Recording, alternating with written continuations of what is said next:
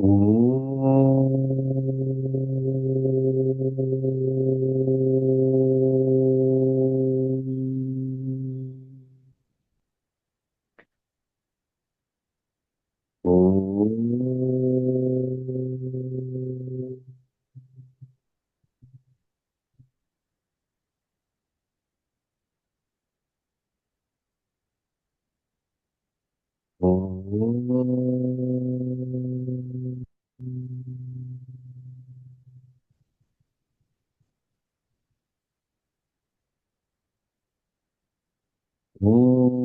सहना भवतु सहनौ भुनक्तु सह वीर्यं करवावहै तेजस्विनावधीतमस्तु मा विद्विषावहै। ॐ शान्ति शान्ति शान्तिः। सच्चिदानन्दरूपाय विश्वोत्पत्त्यादिहेतवे तापत्रयविनाशाय श्रीकृष्णाय वयं नुमः। श्रीकृष्णाय वयं नुमः।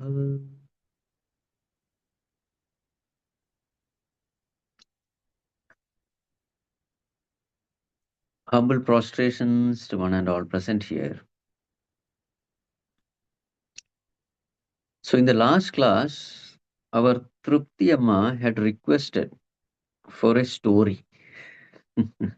Interestingly, Trupti Amma herself is not there. She'll be joining in few minutes. Okay. So now today's session is a story from Bhagavatam. She wanted to listen to a story, so I said, okay. So this story is from the first canto of Srimad Bhagavatam. So we are going to take up, we can say, the ninth chapter of Srimad Bhagavatam in the first canto. So this portion is the portion where Bhishma Pitama leaves the physical body. And the glory of this devotee, namely Bhishma. So the story begins this way. So Yudhishthira, after the war was over, Mahabharata war was over. Yudhishthira was coronated as a king, but then he was not happy at all. Why he was not happy? He was not happy because after the war, very many people had been killed. So he was feeling that the cause of this war is his greed for kingdom. So he says this, Baladvija Suhrun Mitra Pitra Bhratra Gurur Druhaha Namesyan Nirayan Mokshaha Hyapi Varshayutayute. O Lord, so he's telling to Bhagavan Sri Krishna, I am not going to get moksha even in thousands of years, because it is because of my greed for kingdom that I have become a slayer of Bala, of children, Dvija, holy men, Suhrit, well-wishers, Mitra, friends, Pitra, fathers, Bhratra, brothers, Guru, teachers. So all these people I have killed. It is all because of my greed for this kingdom. And therefore my mind is not at all at peace.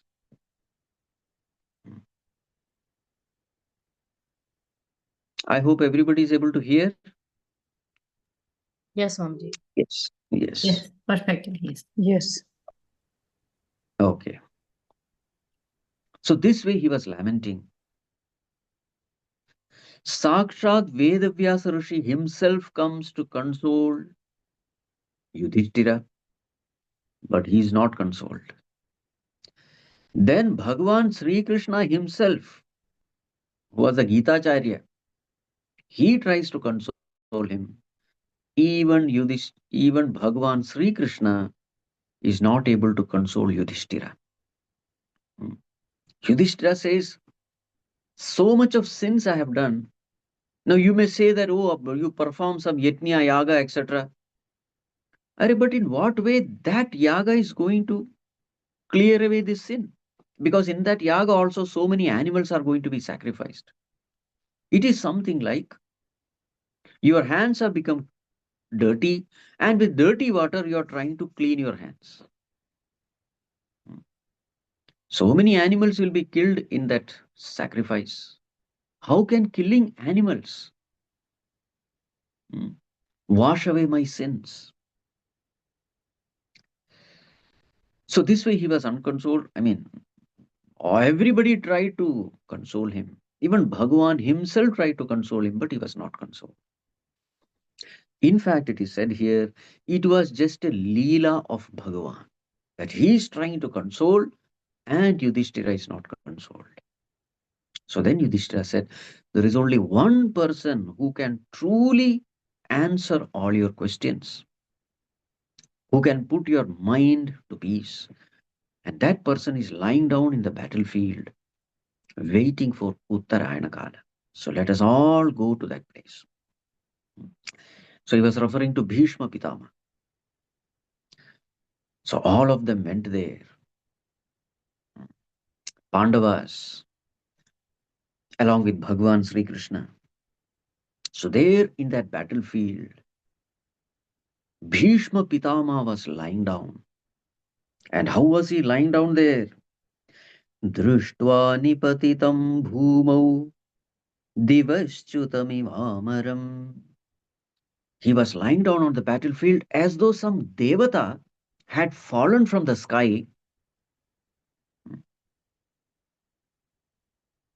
So Bhishma was lying down on the bed of arrows, as you all know. So all the Pandavas went there, prostrated to Bhishma.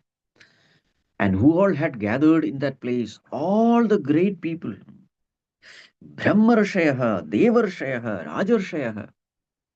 Brahmarishis, Devarishis, Rajarshis, all of them had gathered around Bhishma Pitama. And all the names are also given. Narad Rishi, Dhaumya Rishi, Parvat Rishi, Vyasa Rishi, Brihadashva, Bharadwaja, Parashurama, Vasishta Rishi, Indrapramada, Trita, Gritsamada, Asita, Kakshivan, Gautama, Atri, Vishwamitra, Sudarshana, Shukadeva, Kashyapa, Brihaspati. All these great rishis had gathered because they knew that Bhishma Pitama was going to leave the body. He was just waiting for Uttarayana Kala. So all of them had gathered to be present in that moment. So Bhishma mentally prostrated to all these great rishis who had assembled there. And when he saw Bhagavan Sri Krishna coming along with Pandavas, so what is written here is this. Krishnam chatat prabhavatnyah asinam jagadishwaram hridistham pujayamasa mayayopatta vigraham. When he saw Bhagavan coming, tat prabhavatnyah. Bhishma was a person who clearly knew who Bhagavan Sri Krishna was. Tat prabhavatnyah, the knower of his glory. It is said that when Bhagavan Sri Krishna was born, nobody actually knew, very rare few people knew the real glory of the Lord. That Bhagavan Sri Krishna himself says in Bhagavad Gita, Avajananti ma mudhaha manushim tanumashritam param bhavam ajanantah mama bhuta maheshwaram. Bhagavan says, people disregard me, ignore me. Avajananti. Ma mudha, foolish people, they ignore me. They don't know my glory. Param bhavam ajanantah mama bhuta maheshwaram. I am the Lord of the whole universe. I am the Lord of all beings. I am the Lord of all creation. This people don't know. So when Bhagavan Sri Krishna was walking on this earth, for most of the people, he was just one king in Yaduvamsha. That's all. Hmm. Nobody had a faith that he was a lord. But very few rare people knew that. And Bhishma Pitama was one such person. So that is why the term used is Tat Prabhavatnya. So Bhishma, who knew the glory of Bhagavan, what did he do? Hridistham pujayamasa mayaya upata vigraham. So now Bhishma is lying down on the bed of arrows. He can't just get up and prostrate to Bhagavan. So therefore, with the eyes he looked at Bhagavan. Mayaya upata vigraham. That vigraham, that body, which Bhagavan had taken out of the power of his Maya, that body, he worshipped that body mentally. Again, he closed his eyes because that very same Lord is seated in the heart also. That Bhagavan is not outside, he is right there in our own heart as the very self. So he closed his eyes. Hridistham pujayamata. That Bhagavan who is seated in the heart, he mentally prostrated to that Bhagavan. You see? So external form also he prostrated, worshipped. The internal reality as the self, he mentally prostrated to that Bhagavan also. And then Panduputranupasinaan Prashraya Prema Sangatan Abhyachashtanuragashri Andhi Bhutena Chakshusha. And then Bhishma's attention fell upon Panduputras, the Pandavas. All these Pandavas, what were they doing? They were seated at the feet of Bhishma. And what was their attitude? Prashraya Prema Sangatan. With all humility. You see, there was no arrogance that, yes, we have conquered everybody and we have become the conquerors of the world. No, with all humility, they were seated at the feet of Bhishma, full of love and affection. Hmm. With all humility, they were seated. And when Bhishma's attention fell upon these Pandavas, his eyes were filled with tears. Andhi bhutena chakshusha. And because of these tears, he literally became blind. Why was that Bhishma's eyes were filled with tears? Now Bhishma is speaking to these Pandavas. Aho kashtam, aho nyayam, yadyuyam dharmanandana, jivitum narhata klishtam, vipradharmachyutashraya. With tears in eyes, Bhishma spoke these words, looking at Pandavas. Now, how did he address the Pandavas? Hey Dharmanandana, O children of righteousness. Vipra Dharma Achyuta Ashraya. See the beauty. All this beauty you will not find in the translation. You see. Vipra Dharma Achyuta Ashraya. O Pandavas, Ashraya, those who have taken refuge in these three. Who are these three? Vipra, Dharma, Achyuta. Vipra means holy people. You have always, throughout your life, you have taken refuge at the lotus feet of holy people, meaning you have ever been obedient to them. Vipra, holy people, Dharma, righteousness. You never swayed from the path of righteousness. And then Achyuta, Bhagavan. So this is how we must live.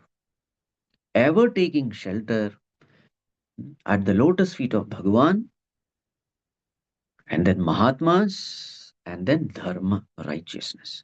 This is the way you have lived throughout your life. But aho kashtam, what a tragedy. Aho anyayam, what an injustice. Why? Jivitam narhata klishtam. Throughout your life, you have only suffered.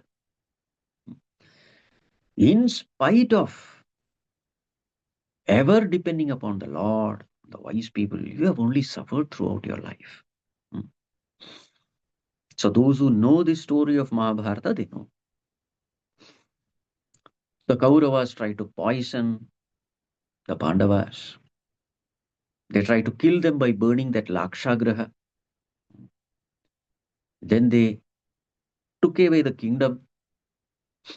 They sent them to forest, 12 years, 1 year, incognito, almost 13 years. But every time Pandavas were silent, never fighting, never ever ready for adjustments. So Bhishma knew all this. So he said, even though you have always taken shelter hmm, to Bhagavan, the Mahatmas and Dharma, even then you have to go through so much of suffering. It is indeed injustice. It is a matter of great sorrow. So this was the reason why Bhishma was in tears. Hmm. When good people suffer, tears automatically flow. Hmm. Then Bhishma said, संस्थिते तीरथे पाण्डौ Pritha बालप्रजावधूः युष्मत्कृते बहून् क्लेशान् प्राप्ता तोकवती मुहुः. Not only you suffered, your mother also suffered so much. At a very young age itself, she became a widow. Husband passed away. And at that small age, she had to bring up these small little kids, 5 kids. It was so difficult for her in a hostile environment where there was no support for her. Then Bhishma says, it's all because of the will of God. Sarvam kalakrutam manye bhavatam cha yadapriyam. Whatever has happened, it is all the will of the Lord. What freedom do we have in life? What is our condition? Swapalo yadvache lokah vayuriva ghanavalihi. Just like the clouds are helpless, the clouds are in the hands of the wind. Wherever the wind flows, the clouds have to go. In the same way, our condition also, including the hmm, Sapalaha, the guardian deities also don't have any freedom. This is our condition. So, therefore, let us accept all these things as the will of the Lord. Otherwise, what was the reason for these Pandavas to suffer? They were all strong with Bhishma, with his Gada. Dharmaraj, Yudhishthira, an embodiment of righteousness. Arjuna, the number one archer in the world, as far as strength was concerned, wisdom was concerned, sense of justice was concerned. Hmm. They were number one in the world, but even then they had to, and even Bhagwan himself was with them. In spite of all this, they had to suffer so much. Only what we can say is everything is the will of the Lord, and we are all subjected to the will of the Lord. This is the only way we can console ourselves. So saying, Yudhishthira was sitting in front. So Bhishma said, now Yudhishthira, you have become the king. So now what is your responsibility? Your responsibility is you have to rule the kingdom. And how should you rule the kingdom? You should rule the kingdom just like father taking care of his little children. This is the instruction given.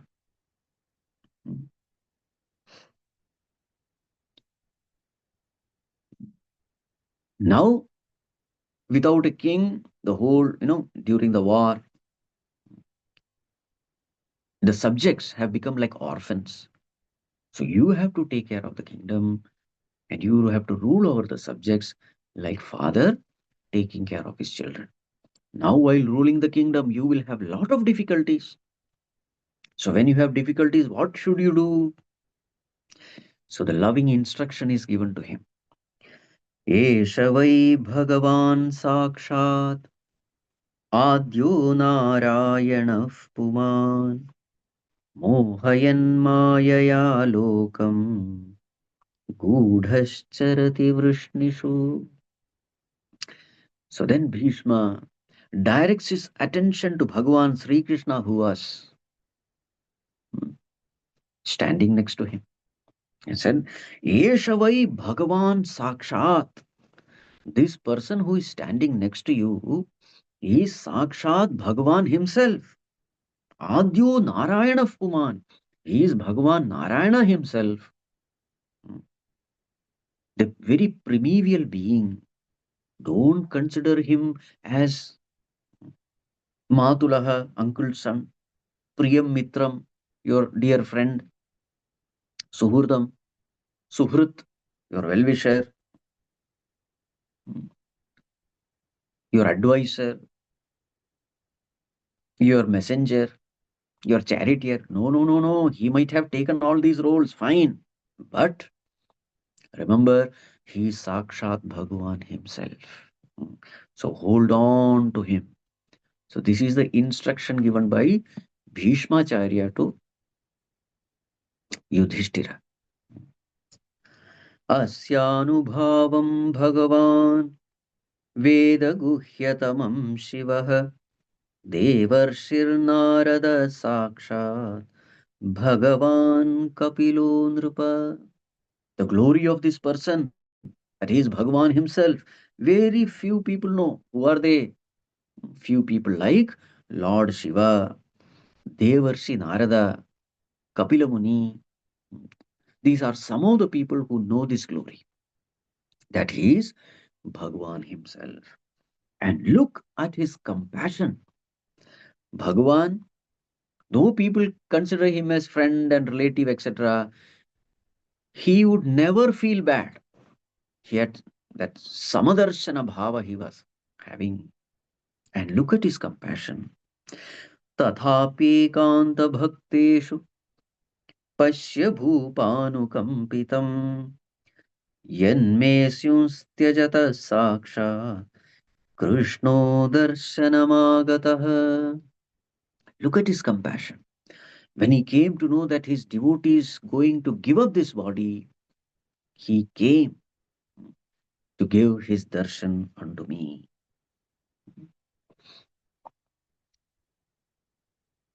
And now he instructs Bhagavan.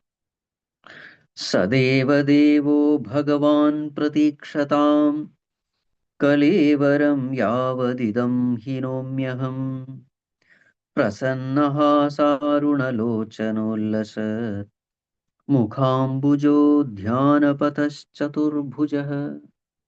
सदैव देवः भगवान प्रतीक्षताम्. Bhagavan, you must wait for me now. So you must stand in front of me, going on looking at me till I leave the body. Now this is called as loving authority. When you have lived a life completely surrendering unto the Lord, when you have conquered the Lord with your devotion, you get an authority on the Lord. This is called as loving authority. Just as children, when they study hard in the exam, switching off the TV, switching off the mobile phone, single pointed attention, Throughout their exam, they worked hard, and the parents are also watching that yes, my child is really working hard without any distraction, single pointed. So, what do the parents do? So, after the exam, then the children say, now come on, exam is over, take me here, give me that. So, parents happily do that. Now, this is called as loving authority. When you do what you are supposed to do, you conquer the Lord through your love, through your discipline, through your obedience, your sincerity, single pointedness. Then what happens to Bhagavan? So Bhagavan says, Aham Bhakta Paradhinaha. Bhagavan becomes absolutely helpless in the hands of his devotees. There is a song in Kannada, Jagadodharana Adisida Yashoda. Yashoda literally made Bhagavan dance to her tunes. So, this is the nature of Bhagavan. So, to that Bhagavan, Bhishma said, Bhagavan, remain in front of me. Okay. Till I leave the body, don't move here and there. You must be present in front of me. Looking at you, I must leave the body. And Bhagavan, helpless, he stood there. So now Yudhishthira approaches Bhishma because his mind was extremely agitated and he asked so many questions. And all these questions Bhishma is answering. What are the questions he asked? Hmm. About Varnashrama Dharma, different castes, Brahmana, Kshatriya, Vaishya, Shudra. What are their duties? What are their responsibilities? About different ashramas, he asked the question. Brahmacharya ashrama, Grihastha Vanaprastha Sannyasa. What are the duties of these people who are in different ashramas? So he asked question related to that. Then Dana Dharma, Raja Dharma, Moksha Dharma, Stri Dharma, Bhagavad Dharma. What are the duties of all this? How charity should be given, that is Dana Dharma. Raja Dharma, how a king should rule the country. Moksha Dharma, what are we supposed to do in order to gain moksha? Stri Dharma, what is the duty of a woman? All these things you will find in Mahabharata, all these discussions. So it is not taken up here at all. Bhagavad Dharma, what is the duty as a devotee? Then he asked about Dharma, Artha, Kama, Moksha. So in this way, so many questions were posed in front of Bhishma. Bhishma patiently answered all these questions. And listening to the answers to these questions, Yudhishthira's mind was completely at peace. It was at this time that we find this Vishnu Sahasranama which comes. The famous Vishnu Sahasranama is given in this moment. So after having answered all this, Bhishma extempore gives 1,000 names of the Lord. Now just imagine that scene. Dharmaraj is none other than Yama Dharmaraj. Who is Yama Dharmaraj? The teacher of Kathopanishad, remember? Vedavyasa Rishi is in the audience. Sakshat Bhagavan Sri Krishna himself is in the audience. Shuka Brahma Rishi, who is the exponent of Bhagavatam, he himself is in the audience. All the Rishi Munis, Narada Rishi and Parashurama, all the avatars, they are all in the audience. Sakshat Yama Dharmaraj himself is the student. And who is the teacher? Bhishma Pitama is the teacher. And where is the teacher? He's not sitting in some ashrama or something, in the battlefield, on the bed of arrows. Can you believe? So Yudhishthira's mind was at peace. In fact, this was the Leela of Bhagavan. You see, what is the Leela of Bhagavan? He acted as though he was trying to console Yudhishthira, and Yudhishthira is not consoled. The purpose of this Leela is to bring to the world, to the notice of the world, this great devotee called Bhishma. Otherwise, no one would have known the glory of Bhishma. Bhishma was such a great person. Very many of us have totally misunderstood Bhishma. But if you see Bhishma's life, it was a life of complete sacrifice. Throughout his life, if the entire Mahabharata is revolving around one person, that one person is Bhishma Pitama. Just imagine if Bhishma had married. No Pandavas, no Kauravas, no Mahabharata. Because he was a right person, most efficient. Wisdom incarnate. Bhishma was such a person, he was invincible. Such was the strength of Bhishma. What better king can Bharatavarsha have other than Bhishma? Son of Ganga Mata. Even Parashurama could not defeat him. Can you believe that was his strength? He fought with Parashurama when Amba took the matter to Parashurama.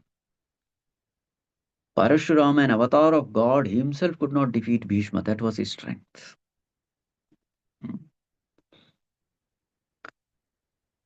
One major allegation that people put upon Bhishma is this, that when Draupadi was humiliated, he remained silent. This was one allegation against Bhishma. You see, you have to understand Dharma Shastra first. What was the vow he had taken when his father, Shantanu, wanted to marry Satyavati? And Satyavati's father, that fisherman said, no, I will give my daughter to marriage only if the son of my daughter becomes the king. So this was the condition. And Shantanu was helpless. He said, no, Bhishma alone will become the king. At that time, his name was Devavrata. And Shantanu loved his son very much. But then fisherman was very clear. No, no, no. Then I am not going to give. So it was at this time that Devavrata, Bhishma, takes this vow. What is the vow? The vow of celibacy throughout my life, number one. Number two, I will never become the king. And number three, whoever becomes the king, I will be an obedient servant of that king. This was a vow taken. Mean I will never question the royal authorities. I will just obey them throughout my life. This was the vow taken. So therefore, so he was telling this fisherman, don't worry at all. Not only that your daughter's son will become the king, it is my responsibility to protect him. I will not do anything unjust. I will not kill him and become king. No. So this was the vow taken. I will never question the decision of the royal authorities. This was the vow taken. So when such a vow has been taken, so Bhishma had no right to question the decisions taken by the royal authorities, including disrobing Draupadi. That is why Bhishma was silent. So once you have taken a vow, you have to stick to your vow. And that's what Bhishma did. And another reason is Bhishma knew that the whole world is run by the Lord alone. Everything is happening by the will of the Lord. And Draupadi herself was a great devotee of the Lord. So when Draupadi is in trouble, who is supposed to help Draupadi? Bhagavan will help. So why should I unnecessarily interfere with my ego? It is nothing but ego. I have to protect the world. This is all nothing but ego only. Sense of doership, kartrutva bhava. When that bigger picture is forgotten, this is when we jump into our, thinking that I have to take care of everything. No. Bhishma was very clear. A great devotee is in trouble, and that devotee will definitely seek the help of the Lord, and the Lord will come to protect his devotee. With this faith, Bhishma remained silent. So his silence was also perfect. So all these things you have to understand. Only then we can, only then we have to analyze the scriptures properly. So Bhishma was absolutely right in that state also. So what I was trying to say is the sacrifice of Bhishma throughout his life, it was only sacrifice, sacrifice, and sacrifice. Just imagine listening to Duryodhana. He is almost like great grandson. Listening to great grandson. In spite of being invincible, powerful, it is not easy. Surrendering the ego to a person who is weak, to a person who is unrighteous, just because you have taken a vow, it is very difficult. In fact, the most difficult one. And finally, what happened? On the ninth day of the war, Bhishma literally fought as though he was going to vanquish the entire Pandava army. It was on the ninth day. Just imagine his strength. Being that old, Pandavas were literally babies when he started fighting that war on the ninth day. And then that particular evening, all these Pandavas went to Bhagavan Sri Krishna and said, Bhagavan, if Bhishma fights war like this, then in no time the war will be over. We are nowhere compared to him. So then Bhagavan Sri Krishna said, let us do one thing. Let us try to find out how to kill him. And therefore he sends all of them, Kunti and all that. I mean, I think Draupadi, not Kunti. So then they go. And then Bhishma reveals the secret. Just imagine. Bhishma comes to know that Bhagavan doesn't want me to live. Bhagavan wants me to step away. Bhagavan wants me to be killed. And what did he do? He revealed the secret. What is the secret? See, as long as I am wielding the weapon, nobody can defeat me. But yes, I have taken a vow. The vow is, if a woman comes in front of me, I will put down my weapons. And in your army, there is a woman, and Shikhandi is a person. He is actually not a man, he is a woman. Bhishma knew it. And then he reveals a secret. Nobody knew that secret actually, that Bhishma had taken such a vow. So then Bhishma himself, just imagine that sacrifice. Bhagavan, if you don't want me to live, fine, I will step aside. Now, this is called sacrifice. Your will, may thy will be done. An egoistic person can never do this. And then what happened? Fine. Shikhandi was kept in front. Arjuna started shooting arrows standing behind Shikhandi.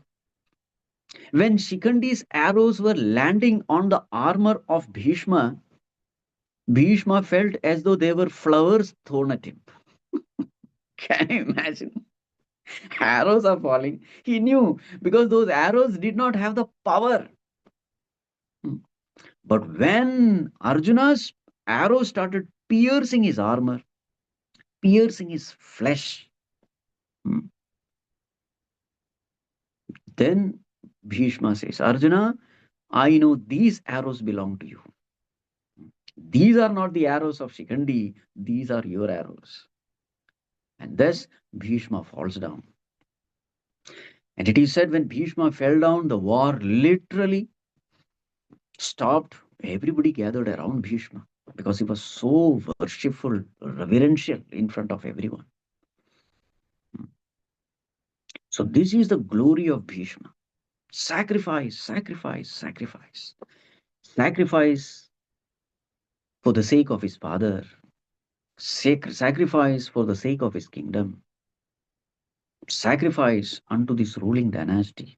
and sacrifice unto Bhagavan himself. And that is why he had literally conquered the Lord through his love and devotion.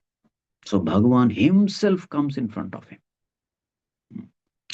Because Bhagavan knew the purity of his mind.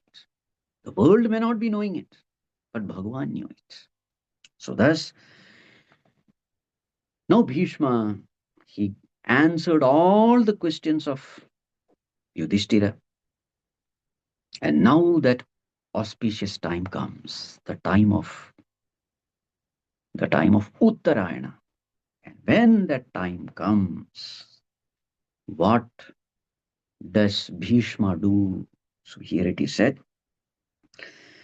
Tadopasamhritya giras sahasrani विमुक्तसङ्गं मन आदिपूरुषे कृष्णे लसत्पीतपटे चतुर्भुजे पुरस्थिते मीलितदृग्व्यधारयत् तदा उपसंहृत्य गिरः. Bhishma stopped speaking. He completely withdrew his speech. That Sahasrani, that great warrior who could fight with thousands of great warriors single handedly, such a great warrior.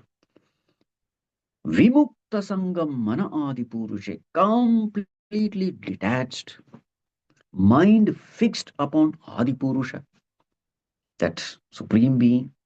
Who is that supreme being? Krishna, Lasatpita Pate Chaturbhuje, that Krishna who was standing in front with yellow robes, with Chaturbhuja, four hands. And then Amilita Drik, not even winking once, fixing his eyes upon the Lord, single pointed. And then, with that single pointedness, mind completely fixed upon the Lord, what happened to him?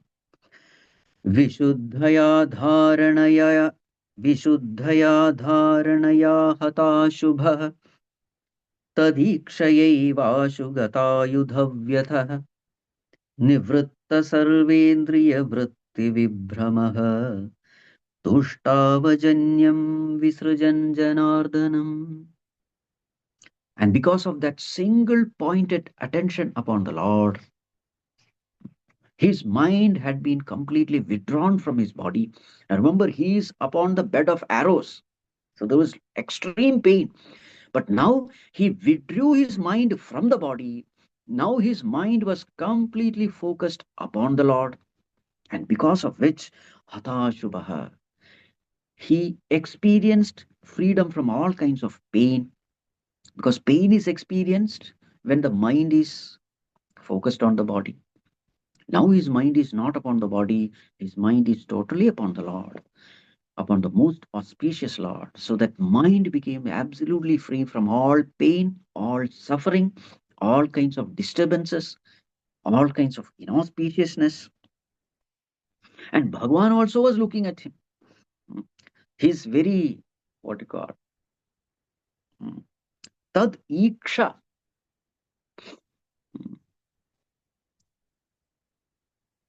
So the state of mind was of absolute peace and bliss. So in that state of mind, Bhishma does the stuti of Bhagavan. That stuti is famously known as Bhishma Stuti. So now there is a stuti. And the stuti, the first line itself, Bhishma says, Iti matirupa kalpita vitrishna bhagavati sattvata pungame vibhumi. Bhagavan, throughout my life, I have lived a clean life, pure life. This way I have trained my mind, such a pure mind. Now today I am offering onto your lotus feet. So this way the stuti begins.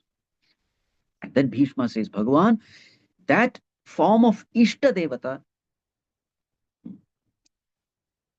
that form which has really captured my mind is this. And now Bhishma is describing that form. So in the battlefield, Bhagavan's body is bathed in the dust raised by the hoof of the horses, and he has this curly hair, and on the forehead there are these drops of sweat shining like pearls.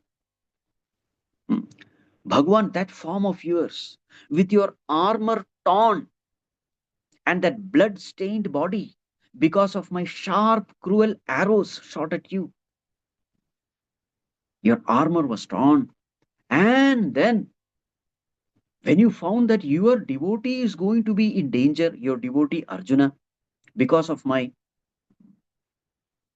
what do you call that, indiscriminate attack, when you found that your devotee is going to be in danger, then there was a time when you charged towards me, your Uttariya fallen, with a wheel in hand, you charged towards me like a lion charging towards an elephant. Bhagwan, this form of yours, I prostrate.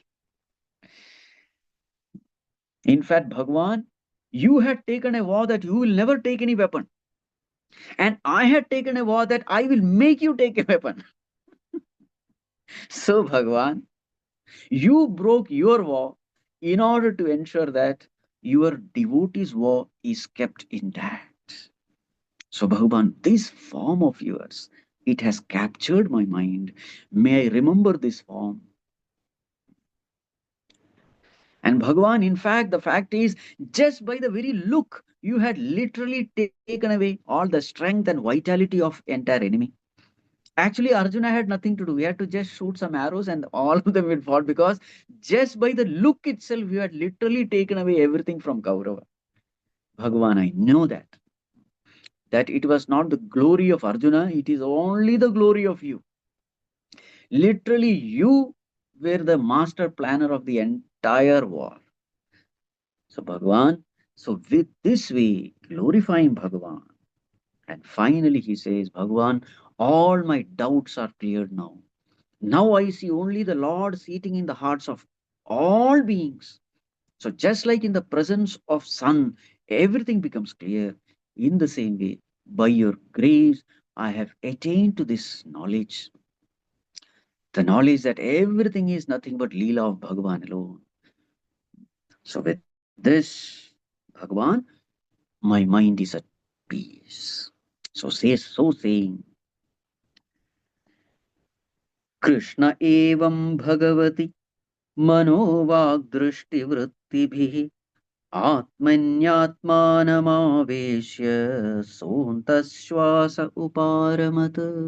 And finally, Krishna evam bhagavati, upon that Lord, mano vag drishti vrittibihi, fixing his mind, his speech, his vision, and his thoughts, everything focusing upon the mind, upon Bhagavan, Atmani Atmanam Aveshya, dissolving his individual self in that supreme self.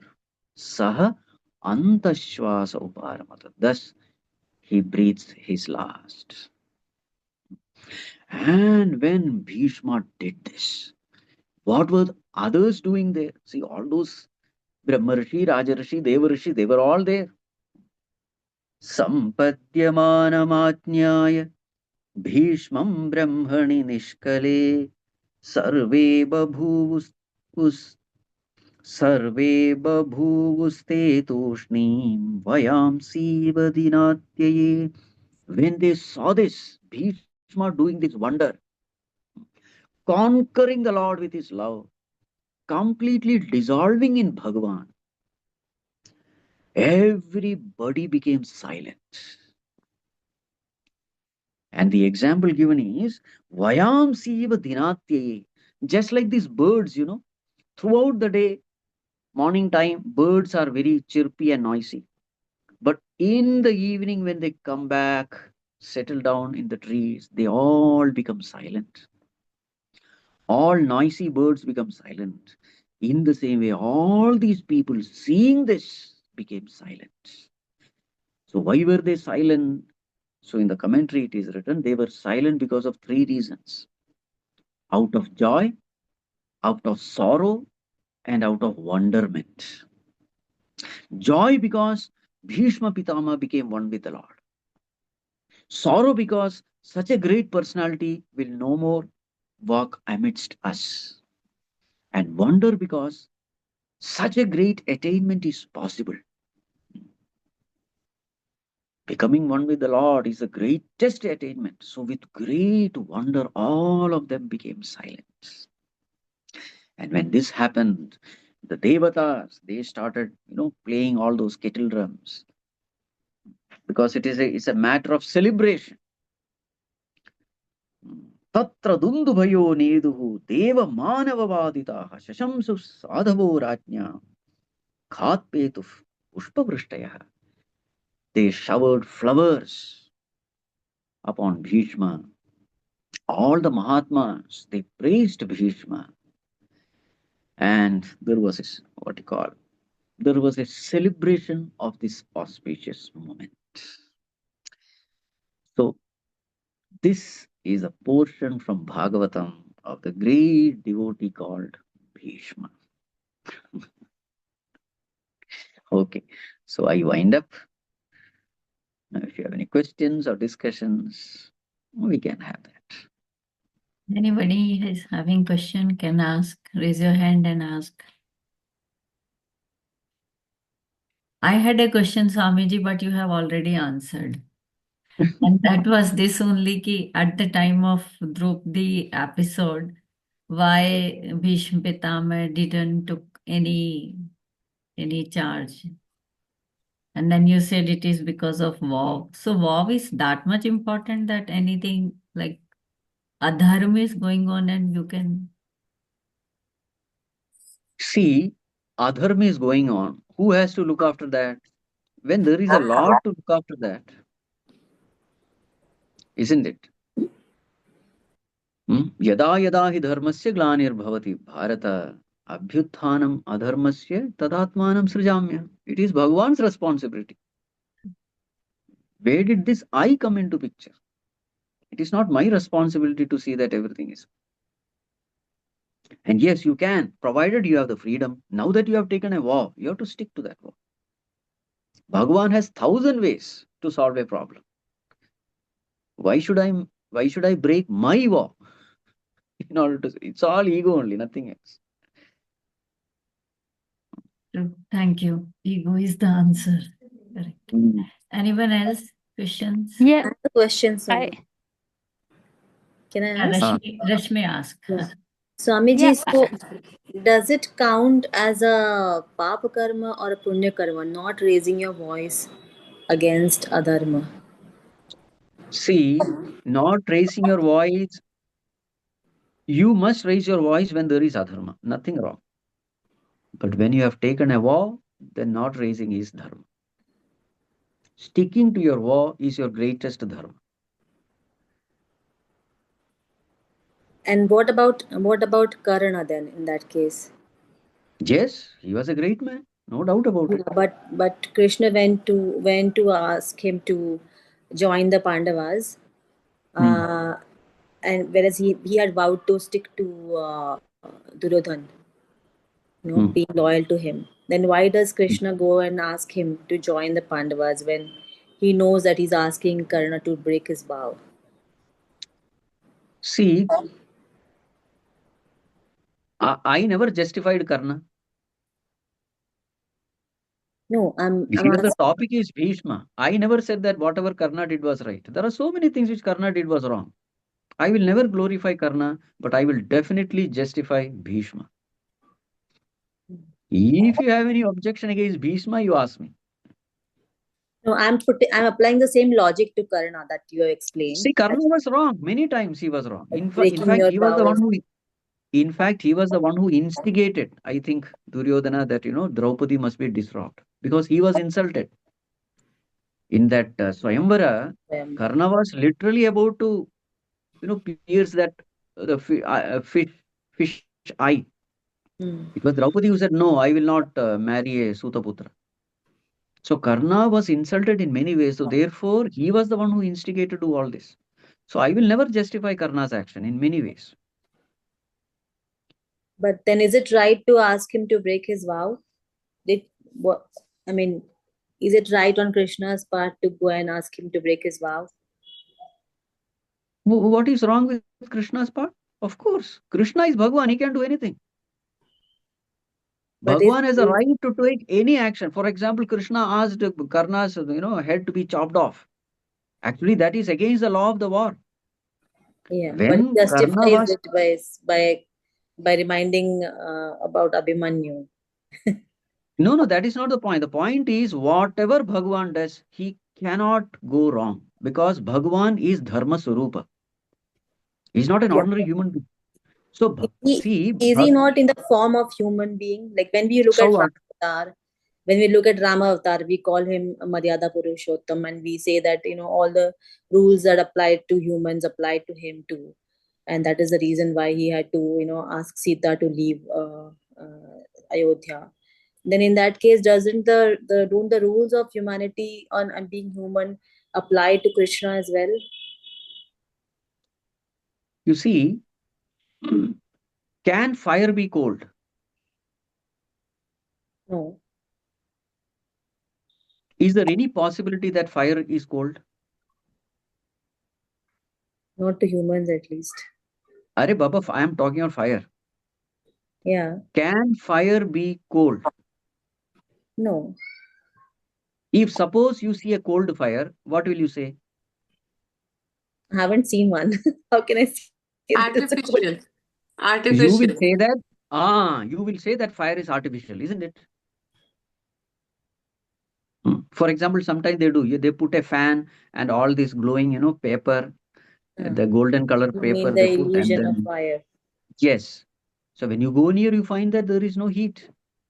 And then you come to know it's not fire. So fire and heat, they go together. In the same way, Bhagavan and Dharma, they go together.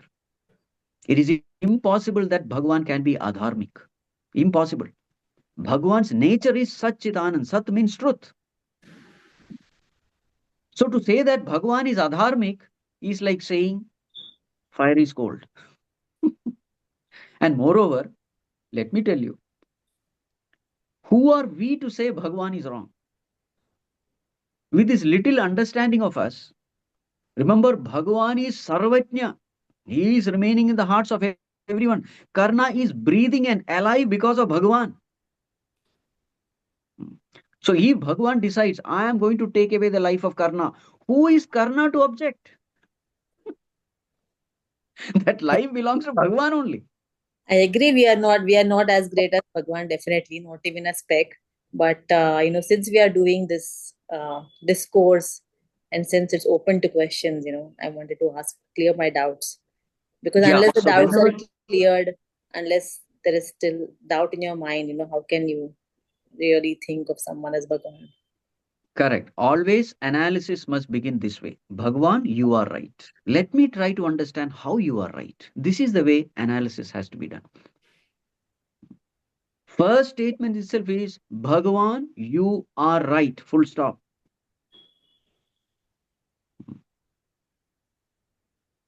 Who are we little creatures to analyze Bhagavan's action? In fact, we don't even exist. What exists is Bhagavan alone. Ego's existence is the existence of the shadow. Real person is one thing, his shadow is another thing. Our existence is like the existence of shadow. And the shadow is questioning the reality. Wow, wow, wow. Great.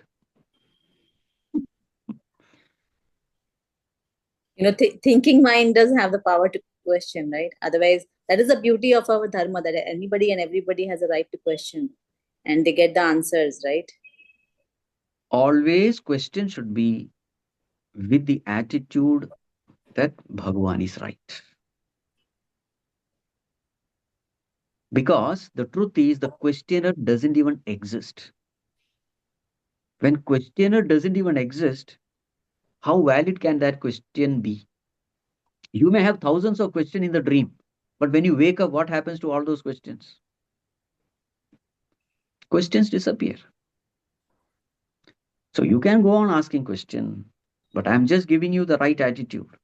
Always approach scriptures with all humility and always justify the actions of Bhagavan. And and try to understand. Then everything will be fine with you. Never say Krishna was wrong, Krishna did this, Krishna was clever. Never have this attitude. Then you will not progress in spirituality. That's all. With all humility, when you approach the scriptures, the great mystical truths become revealed to you. But if you approach with a arrogant mind, the scriptures will not Why do you reveal the find me truth. arrogant? It is not arrogant. I'm just I'm asking not because talking you about are. you. I'm not talking about you, Amma. I'm not talking about you. I'm just saying a fact. Many people, like I don't think I'm historians, etc., arrogant at all because this was open to questions and doubts. I merely asked my question you have all with the right to ask questions, and I'm not whatever questioning your knowledge I questioning. have. Yeah. Please try to understand the attitude with which scriptures must be approached. That's all what I'm saying. Because there are so many people who approach scriptures like with a historian attitude. Let me see what is there in the scriptures. Fine, you may read some stories here and there, but the deep mystical truths will not be revealed to you. You will be like a person who is floating on the ocean, not knowing that there are pearls deep down the ocean. You may do surfing at the most upon the ocean, but the pearls in the ocean, you will never get access to it. Scriptures are like that. Thank you. Right. Swamiji, there's one statement that you had said in one of your lectures, Mm. which was, if you want to prove God, improve yourself. Yes. And that's all that there is to it, because we are very little in our understanding. And these scriptures are way beyond our our intellectual abilities. And there's so many of them. So there are different approaches to the same answer through different scriptures. The Mm. answer is the same. Now, when we begin to question, we actually put down our own ability to actually seek or expand our view. So that time, there were I used to be an atheist completely, and I used to take pride in the fact that everything I have to I used to be called a rebel without a cause. So I was like that. I had to say no, and I said I don't. So my statements were laced with no, I don't know, I don't this, I don't that. And couple of years back, when I was listening to your lectures, and that one statement put so much of calmness inside me that the quest increased, and the questions or questioning of the existence of God, etc., just finished. Mm. It was a very beautiful statement, and it keeps coming to me again and again, because we're putting a stop to our own growth. Correct. So many times, some people would just come and say, I don't like Ram. Why? He left his wife. Oh, okay. Do you know the background to that? Do you know what he did in the? And thankfully, I found your video explaining exactly that. So I just keep forwarding that video to everybody. Thankfully, it just addresses that portion. Mm. I don't like Ram here. Here you go. Listen to this. Who are you to even? Do you even know Ram? So thank you, Swamiji. Next we have Lakshmi. Lakshmi, you can ask the question. Hari Om, Swamiji. Hello. Ah, Swamiji, my doubt is again a humble question, not to question Krishna, but the doubt just to get the doubt cleared. That mm, when Bhishma has taken a vow, mm. and when there was one helpless woman who was in help, when Draupadi was in need, he is helping Draupadi not bigger than protecting the vow. Amma, Draupadi was a devotee of the Lord. So who has to protect Draupadi? Who has to Swami protect Draupadi? Bhagwan has to. Bhagwan. Of course. So Bhishma knew that Draupadi was a great devotee of the Lord, and Bhagwan will come. Mm. So actually, I am not needed. That is called humility. Swamiji, but Mm. when we have to learn something from that, we cannot take away that when somebody is in need, then Bhagwan will come and save Amma, them. do you have the courage to take such a vow? Do you have the courage? Can you believe Duryodhana, such a useless fellow, obeying Duryodhana silently, and that to you being an invincible person? Do you have the courage to take such a vow?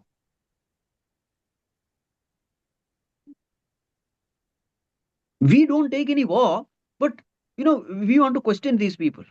You know what an amount of courage is necessary to stick to such vows throughout your life,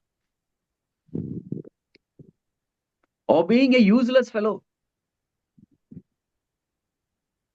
We are not even able to obey our own mother-in-laws. Okay, Swamiji.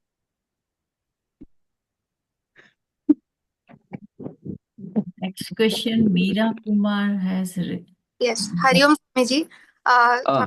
Sorry to ask again related to the vow, but just a different question.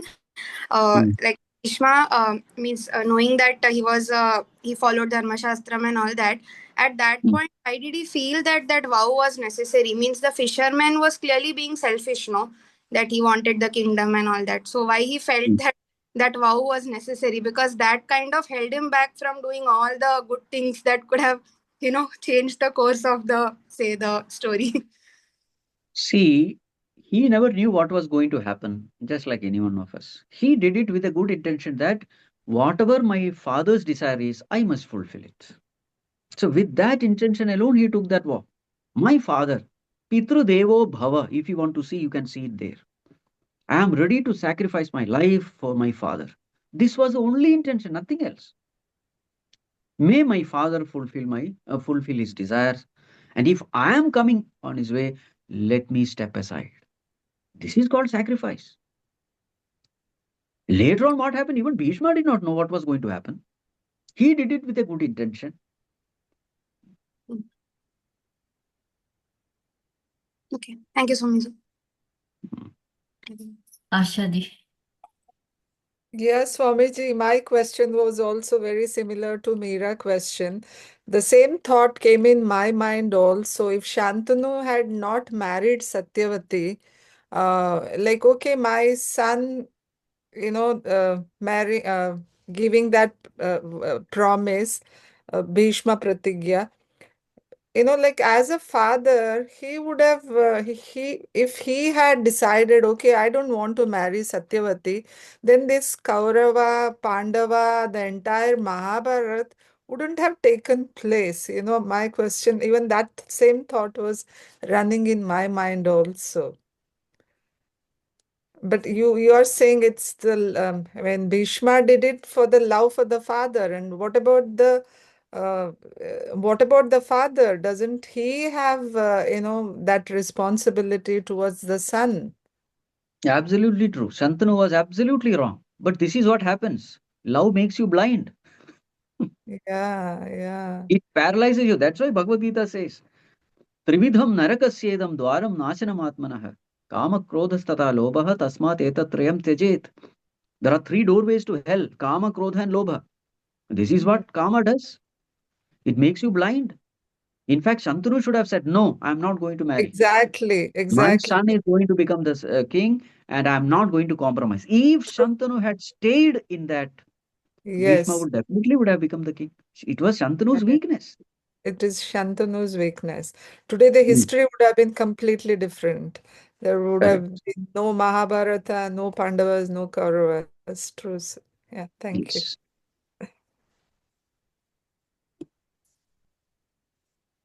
Rahul. Yes. Hello. Hello. Can you hear me? Little louder. Hello. Is my voice audible? Now. Hari Om Swamiji. Swamiji, so are the good intentions more important than vow, or vow are more important than good intentions? See, whether your intention is good or bad, how do you know? Whether your action is good or bad, how do you know? Many things you do with good intention, but the end result is wrong. So many things are there.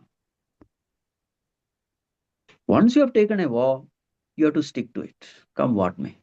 Such people are called Mahavratis. Mahavrati. And there is nothing in this world which they cannot attain. They are ready to give up their life for that. Not easy.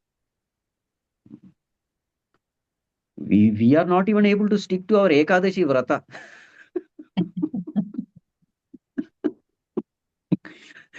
We are weaklings, worms compared to these Mahatmas. It's very, very difficult to stick to a vow. And that's why we don't never keep a vow also. Why unnecessarily keep a vow and break it?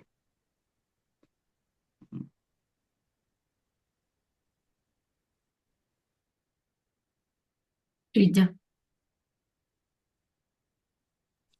Hari Om Swamiji. Hari Om. Yes. How do I invoke the spirit of Bhishma within me? Be it commitment, surrender, like you just said, weakling. So, weakling to being a warrior. How can we invoke this Shakti within us?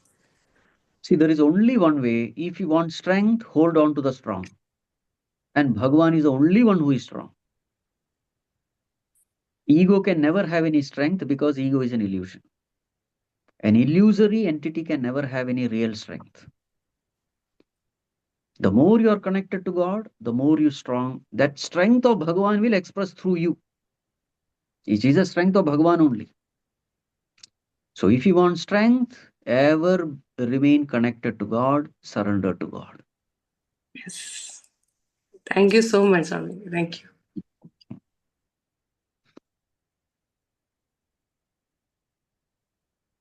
Rahul, do you have more questions? Yeah, Kiran, please ask your question. Swamiji, namaskar.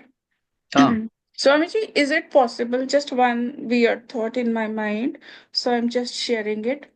Is it possible that Krishna had planned the entire thing, in a way that King Shantanu did what he did, and Bhishma took the vow the way that he did? He did not act because it was the whole thing was around, giving us lessons, you know mm. and looking at the complexity of the relationships. And when the whole thing was like, already decided that this is how things are going to happen, so that we learn from it and to give us the teachings. Is that a possibility? No. Okay. If Thank you you. say everything is done by God, then this is unfair. I suffer and God plans. God plans everything and I suffer. That is injustice, no? If No, you are for planning everything, us, you have to go through the pain also. yes, for us to take the teachings from Mahabharata. See, if everything you are planning, why should I learn anything? You are saying God is planning everything. Yes, because Krishna is also pivotal in everything that happened in Mahabharata, and he is the only person who knew everything. Um, what is happening and why is Now, it happening? don't say that Shantanu did this mistake because God instigated him to do. Don't say that. So it's not about instigation. It's like, he had the knowledge so that we learn the complexities of relationships and we derive, the learnings from it. So, in that case, a criminal can say, I did not do the crime. Bhagwan asked me to do the crime, therefore I became a criminal. Can you say that? Everybody can justify their weaknesses then. Bhagwan made me do it. I did not do, Bhagwan made me do it. Every criminal, every robber will do the same thing then. If you start saying Shantanu did not do, Bhagwan made him do. So our weaknesses, our wrongdoings, let us not put it on Bhagavan. It is ours only. We commit mistakes when we forget Bhagavan. So therefore that action, that mistake cannot be Bhagavan. It is ours own.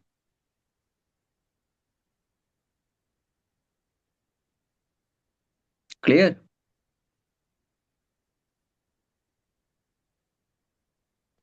Okay. Thank you. Hmm. Yes, Amma. Yes, next question. iPad, I don't know your name. You unmute and ask. And this is the last question. Namaste. Hmm. Ah. Namaste, Swamiji. Hari Hmm. Om. Ah. I have not a question, actually a clarification. After Hmm. Bhishma ji dropped his body, did he Hmm. attain Bhagwan or did he go to his mother? Because Lord Krishna says, your mother is at my feet, so you should be with your mother for all Hmm. these years, that separation your mother sacrificed. Hmm. So I think you'll be able to give me some. Well, I would like to believe that Bhishma Pitama attained moksha. Because what is impossible for such a person? Huh.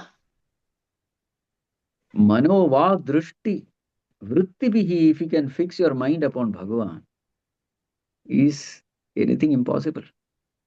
Huh. So I would like to believe that he attained Mahasamadhi.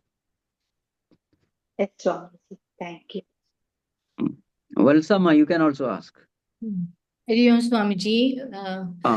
Lot of my doubts have got cleared listening to that. Thank you so much. But I have a doubt how important it is to practice vows, or vows means about practice, because sometimes you know that and you break also sometime. Hmm. Vow means not like Bhishma, that kind of Hmm. vows, but you say I practice. Maybe I don't eat non-veg for a month. Simple things like that, or I will Yeah. study Bhagavad Gita. The simple things. And sometimes if you are not able to continue with it, you might not be. So, but is it better to try and break it, or it's not to try at all? That is what. See, Amma, to the extent you stick to your vows, to that extent mind becomes pure. Because there is a struggle. There is a struggle between truth and untruth. There is a struggle between mind and intellect. Mind will always want you to compromise. Mind will always want you to take the shortcuts. So, therefore, there is always a struggle when you take a vow. And to the extent you struggle, you suffer to fulfill that vow, to that extent, mind becomes purer and purer. To that extent, the willpower also starts increasing. So, therefore, it is always better, always good. Whatever vows you can, you know, fulfill, it is better to take it. Yeah, sometimes it may break, but definitely it is far better than a person who never takes any vow and lives an indulgent life. Something is always better than nothing. Right. Struggle is the way to purification. To the extent you struggle, to that extent mind becomes pure. This is a law. So practicing like this, vows and purifies, it takes you towards Yes. purifying your mind. So it is Yes. good to have. As much as possible, try to stick to your vow. Sometimes we may fail, but doesn't matter. Still continue to walk the path. Thank you, Swamiji. Right. Thank you. Thank you so much, Swamiji. Wonderful session. And really, you have taken a nice story, and many doubts regarding Bhishma Pitama are clear. Thank you so much. Did Triptiyama come or not? Actually, ma'am is not in Bombay. She's in Chennai. And she Okay. reached in the morning, and then she had two sessions. So maybe she said, I'll be joining late, but maybe she's late. Ma'am has Acha. broken a She's vow. not, or maybe some network issue could be there. That's Okay. yeah. Ma'am has But broken a vow. she will be seeing the recording, and recording will be uploaded on YouTube also. Okay. Okay. So you can conclude the session with. Okay. Hmm.